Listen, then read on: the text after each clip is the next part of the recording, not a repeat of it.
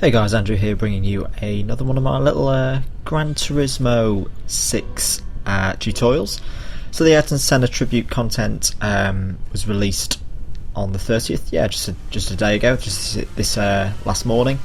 There's 4 challenges, and I've currently finished 3 of them with gold, and here I'm going to show you how to do the first 2. So this is the first one in the go-kart from the 80s. You want a little confidence lift going through this first chicane. Take plenty of curb. I find braking early for this corner is good. To be honest, that's not the best line. First thing to say, I know there's guys who can go a lot quicker than me out there, but this kind of thing will get you the gold. Little confidence lift through the second apex of that quick chicane, and again on this one, just watch the tail. It can get a bit happy as you go through there. Once again, brake nice and early, get it into the corner, don't run out wide because you'll just waste a load of time. Little lift off the throttle, take plenty of curb, not too much because you don't want to unsettle the car. Probably took too much there and completely missed the apex for that second part. Once again, brake quite early here, try and keep it in quite tight on the last corner of the Stowe circuit, and yeah, then just power away. As to be expected, first challenge, that one's pretty simple and not too bad, but still fun nonetheless. So yeah, you've got to do it in under a minute, and I've currently got 59.2. So moving on to the second one, which is in the F3 car, and just to say off the bat, this is such a fun little car to drive. We're going to go through each stage, so I think this might have even been my first run, or very early on, to get the bronze.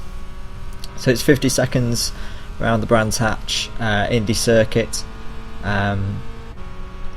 So yeah, as always with the current Gran Turismo, completely ignore the racing line and the braking zones. You can brake a lot later, especially in this thing. So yeah, down into second gear as you go around the hairpin. The game's pretty liberal with the amount of runoff area that you can take. Obviously, if you get all 4 wheels over the white line, it will disqualify you. Careful through this corner. I had a little lift there. As I say, this is for the bronze. Bit tardy, bit wide through there, and you'll see later on in the video how your line that you take along the straight here is actually quite important. So yeah, that was a 46.1. That got me the bronze, but obviously I wasn't fully happy with that. Wanted to get the gold. So we go into turn 1. Brake quite late, downshift once into 4th gear, try and keep it tight. Brake kind of at the bridge, down into 2nd gear.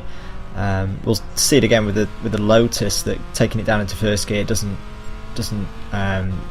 give you any real performance. There seems to be quite a bit of lag in performance when you drop it down into 1st gear.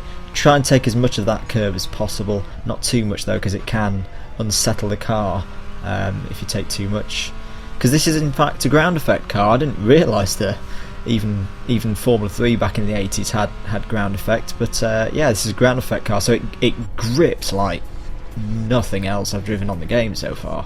Admittedly, I'm not that far through the game, but yeah, just so much grip from this tiny car with good power to weight ratio, and yeah, I think that's what makes it so fun to drive. So that last lap was a silver lap. This is the gold lap. Got a little replay in the overlay there to kind of see how planted this car really is. So yeah, take a quite wide line through the initial part of turn 1. Once again, dropping down into 4th gear. Brake at the bridge, hard braking, down into 2nd gear, apex quite lately. Let the car run out, not too far though, up into 4th gear, flat through here. Now here's really where you just ignore what the driving line says. Up into 5th, this is flat, just flat. As I said earlier, don't take too much curb. Brake late, down 2 gears, and then kind of how they do at Montreal in qualifying, hug the inside because it's just longer if you're following the continuation of the racing line. And yeah, there you go, 42.716. So I hope you've enjoyed the video. If you're new around here, why not subscribe? I tend to do commentary videos on both F1 2013 and Gran Turismo 6, and yeah, hopefully I'll get the gold on the last bit of the Lotus challenge and get that up for you very soon, so keep an eye out for that. And yeah, if you enjoyed this video, if you enjoyed this tutorial, then yeah, give it a like, give it a share, and yeah, I'll catch you guys soon. I've been Andrew the Blade. See you later.